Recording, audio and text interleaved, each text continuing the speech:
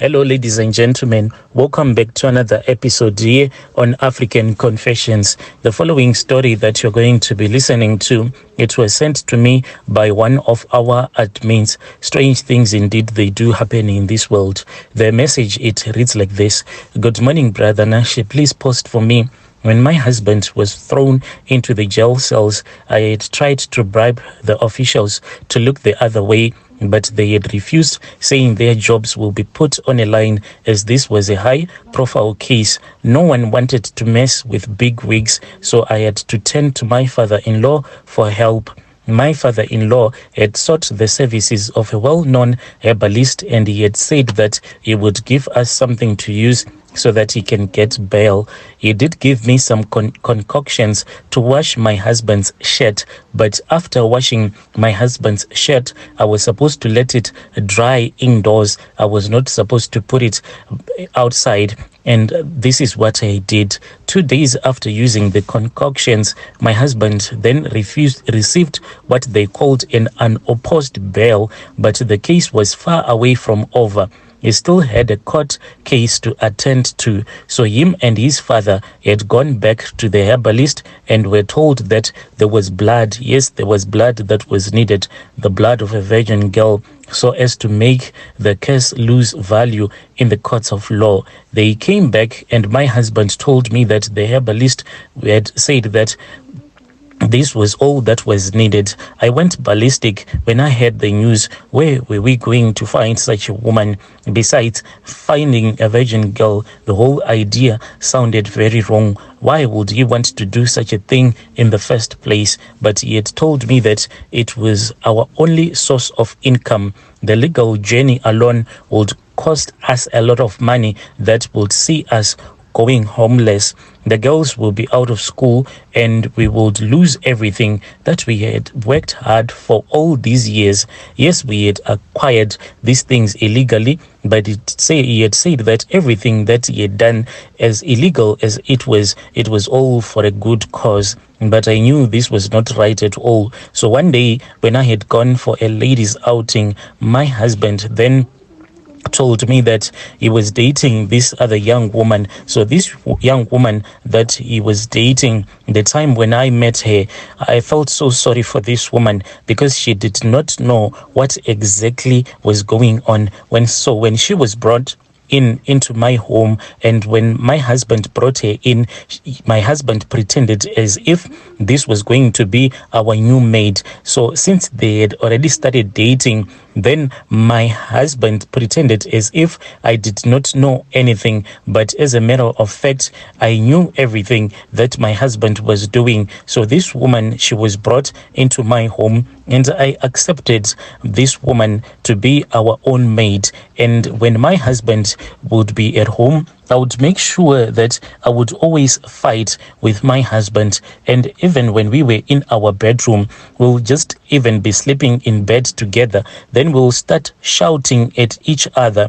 And this young woman, she honestly thought that when we were shouting and screaming at each other like we were about to tear each apart, but this was part of the plan. What we wanted was that this young woman that I would call Tamara, we wanted her to think that she was about to push me out of my own home. So there was this other night, she thought that I had gone out, but instead I had locked myself in the bedroom. I actually had her when my husband returned back from work, and she said that, oh, she has left, so it is you and I tonight. After she had finished cooking for my husband, that was when she said that she was going to take a bath. Then my husband said that he was going to put the kids to bed. He quickly did that before our maid had finished bathing. Then when our maid was still bathing, my husband then came to our bedroom. He opened up the bedroom and he told me that the time was now. I had to put the charms that he had in his pocket. So these charms, we were supposed to put them in the food that our maid was going to eat. So on that evening, she had not yet eaten and she said that she wanted to eat something that was light. So my husband went with me to the kitchen and showed me where she had placed the food that she wanted to eat. I opened up the plates, then I started to sprinkle the powdered charms into her food, including the juice that my husband said that he was going to pour for her. So that is what I did, and I quickly returned back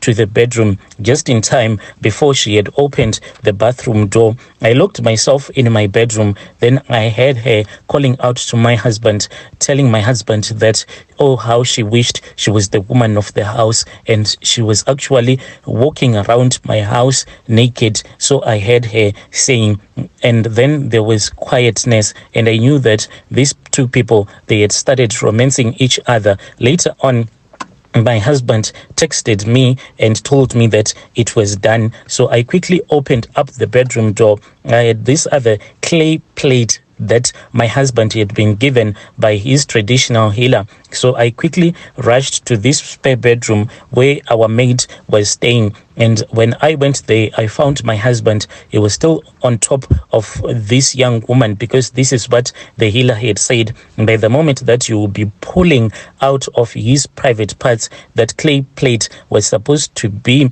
just underneath this lady's buttocks. So that is what we did. He helped me to lift her up. Then I placed the clay plate underneath our maid's buttocks. Then my husband started to pull out, and then I started to wash my husband's manhood. And as the water was flowing into that clay plate, I also washed that young lady's private parts, and the water as well fell into that clay plate. I then took it and I returned back to the bedroom. So this concoction, it was ready. So on the day that my husband was supposed to go to court, I was supposed to take this water that I had used to wash his manhood, including that same water that I had used to wash that young lady's private parts, and I had to put it on an empty bottle. And that is what I did. I carried it to court. In court, when I found the courage, that was when I started to drink the water. Even everyone was just looking at me, but my husband had told me that I was supposed to find the courage to do so. Otherwise, he was not going to return back home. I did this because I loved my husband. So on that same day, my husband was then told that he was supposed to get released, and the judge was actually angry, and he said that this was just a waste of the state resources. He then said that he saw no need for my husband to be persecuted anymore. He looked at my husband and he said that, "Say, you are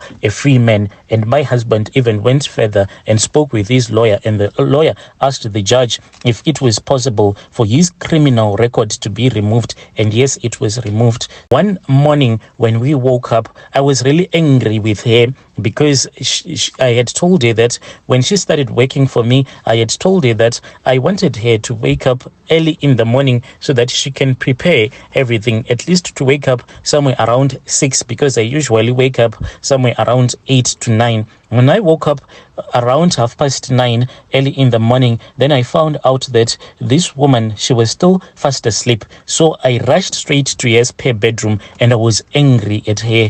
I knocked and I knocked and I kept on knocking on her door, but she did not even respond. So I went and I spoke with my husband. My husband then ended up breaking the door, and we found her. She had committed suicide in our own home. From there on, my husband then called the police. The police came and they gathered the evidence. Then the body was removed.